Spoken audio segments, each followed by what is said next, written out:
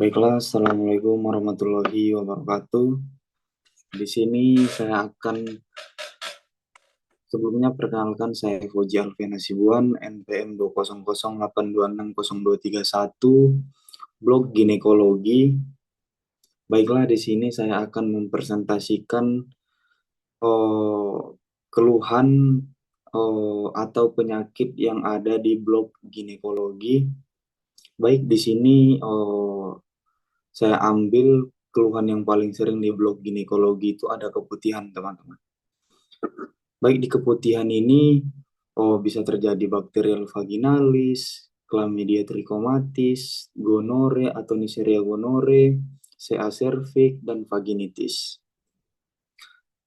Baiklah, kita mungkin bisa mulai dari bakterial vaginalis, yang dimana bakterial vaginalis ini suatu kondisi yang terjadi ketika ada ketidakseimbangan antara bakteri baik atau lactobacillus dan bakteri jahat seperti Gardnerella vaginalis di dalam vagina tersebut.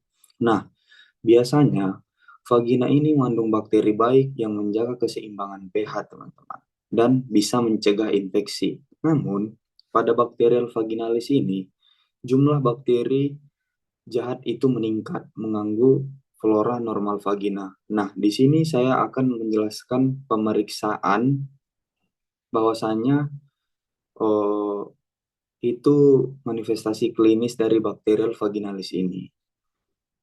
Di bakterial vaginalis ini biasanya keputihan itu berwarna abu-abu atau putih. Biasanya bau amis khas tercium setelah hubungan seks. Berarti oh, tes WIP itu positif dan pH vaginanya lebih dari 4,5 dan itu ditemukan klusel pada pemeriksaan mikroskopis. Baik, selanjutnya chlamydia trichomatis. Nah, chlamydia trichomatis ini bakteri eh, penyebab infeksi menular seksual atau IMS. Nah, yang paling umum, bakteri ini dapat menginfeksi saluran reproduksi, uretra, atau saluran kencing, rektum, dan mata, serta dapat menyebabkan infeksi pada tenggorokan Chlamydia trichomatis. Lalu, Chlamydia trichomatis ini menyebar terutama melalui kontak seksual tanpa pelindung, seperti hubungan seksual vagina, anal, atau oral, dengan sesuai yang terinfeksi. Dan untuk pemeriksaannya, biasanya keputihannya itu mukopurulen atau berwarna kekuningan dan bisa berbau, sering asimptomatik. Nah, ini sering menyebabkan cervicitis atau uretritis. Nah, cervicitis nanti lalu tes NAAT atau Nucleic Acid Amplification Test itu terdeteksi chlamydia. Lalu selanjutnya gonore. Nah, Neisseria gonore ini bakteri gram negatif yang berbentuk kokus atau bulat yang menyebabkan infeksi menular seksual yang dikenal sebagai gonore atau kencing nanah yang sering disebut oleh masyarakat, teman-teman. Nah, infeksi ini paling sering menyerang saluran reproduksi, uretra, rektum, tenggorokan, dan mata. Neisseria gonore ini ditularkan terutama melalui kontak seksual tanpa pelindung atau kontrasepsi dengan seseorang yang terinfeksi. Lalu untuk pemeriksaannya biasanya ciri-ciri keputihannya itu kental, teman-teman, dan berwarna kuning kehijauan, berbau, dan biasanya berbusa. Nah, ini sering disertai keluhannya itu dispuria dan nyeri di bagian panggul. Untuk di bagian tesnya NAAT atau kultur genococcus pada media Cheyer Martin. Lalu selanjutnya vaginitis.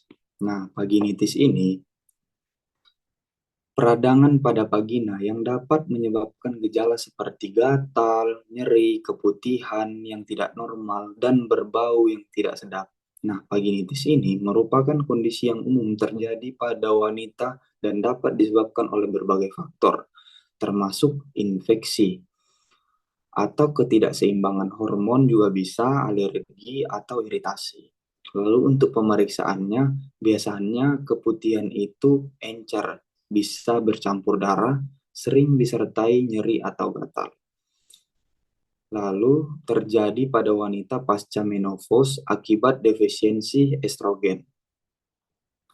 Lalu biasanya pH vagina itu di atas 5,0 lebih alkalis.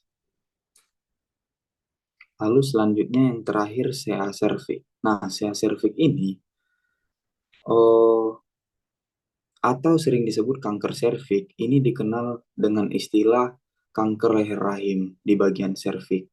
Nah, jenis kanker ini berkembang di serviks, yaitu bagian bawah rahim yang menghubungkan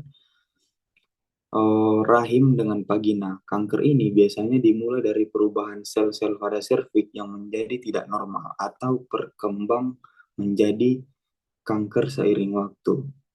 Nah, untuk pemeriksaannya biasanya keputihannya itu encer, lalu bercampur darah. Ini bisa berbau busuk juga pada kasus CA cervix dan sering disertai perdarahan postkoital atau nyeri panggul yang sangat kronis. Lalu untuk di bagian tes di pap smear, HPV DNA test, atau biopsi serviks.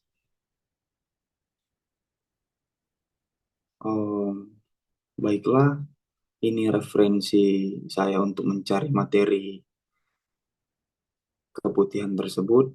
Kurang dan jangannya saya mohon maaf. Assalamualaikum warahmatullahi wabarakatuh.